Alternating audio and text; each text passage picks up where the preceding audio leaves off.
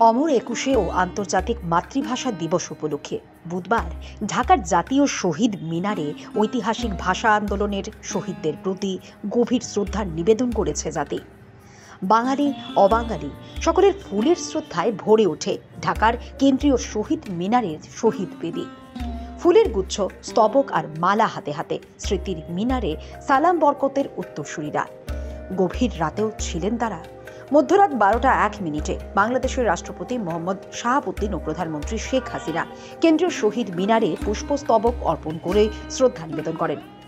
মায়ের ভাষায় মর্যাদা রক্ষায় অকাতরে রক্ত ঝরিয়ে জাতির স্বাধিকারের পথ সুগম করেছিলেন যারা, সেই সব বীর শহীদ ও সংগ্রামীরা স্মরণে উঠে এসেছেন রাতের প্রথম প্রহরে। সকাল হতেই সর্বস্তরের মানুষ অবনত চিত্তে শ্রদ্ধা জানাতে আসেন শহীদ মিনারে। বাঙালির গৌরবময় স্মৃতি, সেই সঙ্গে বেদনা আর বিদীর্ণ শোকের রক্ত ঝরা দিন অমর 21শে ফেব্রুয়ারি।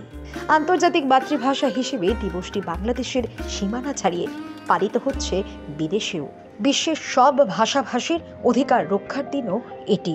72 বছর আগের এই দিনে মাতৃভাষার জন্য জীবন উৎসর্গ করা শহীদদের স্মৃতির প্রতি শ্রদ্ধা জানাতে স্মৃতির মিনারে এসেছেন অগণিত মানুষ। ফুলের গুচ্ছ, স্তবক আর মালা প্রায় সকলের হাতে হাতে। কণ্ঠে মর্মস্পর্শী গান, আমার ভাইয়ের রক্তে রাঙানো 21শে ফেব্রুয়ারি আমি কি ভুলিতে পারি।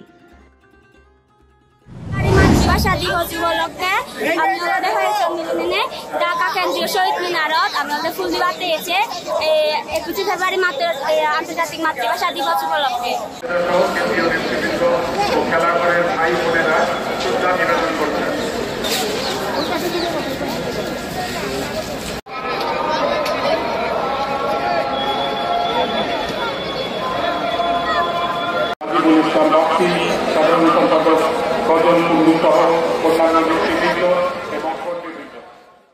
ঢাকার কেন্দ্রীয় শহীদ মিনার থেকে দুলাল ঘোষের রিপোর্ট, দৈনিক সংবাদ।